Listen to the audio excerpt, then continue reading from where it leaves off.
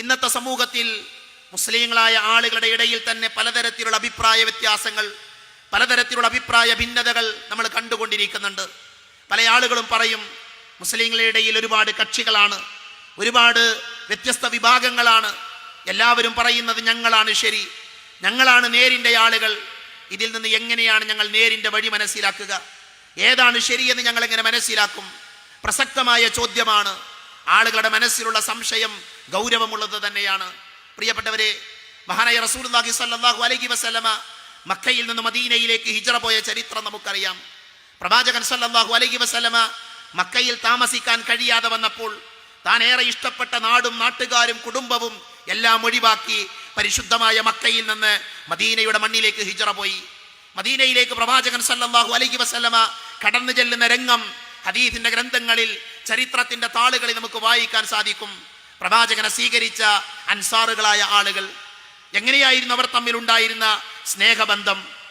എല്ലാം ഒഴിവാക്കി വന്ന, എല്ലാം ഉപേക്ഷിച്ച് മക്കയിൽ നിന്ന് മദീനയിലേക്ക് വന്ന, വീടും കുടുംബവും സമ്പത്തും സൗകര്യങ്ങളും എല്ലാം ഒഴിവാക്കി വന്ന ആ മക്കക്കാരായ ആളുകളെ, മുഹാജിറുകളായ ആളുകളെ, അൻസാറുകളായ ആളുകൾ കയ്യും നീട്ടി സ്വീകരിച്ചു.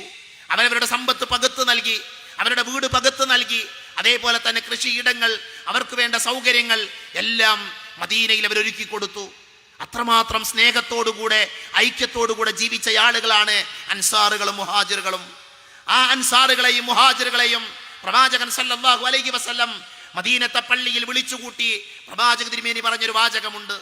ഇത്രമാത്രം സ്നേഹമുണ്ടായിരുന്ന ആളുകളോടാണ് പ്രവാചകൻ പറയുന്നത്, എൻ്റെ സമുദായം 73 കക്ഷികളായി പിരിയും, എൻ്റെ ഉമ്മത്ത് 73 വിഭാഗമായി പിരിയും. ആ 73 വിഭാഗമായി പിരിയുമ്പോൾ അതിലെല്ലാ ആളുകളും നരകത്തിലാണ്, ഒരൊറ്റ വിഭാഗം ഒഴികെ, ഒരു കൂട്ടം ആളുകൾ ഒഴികെ.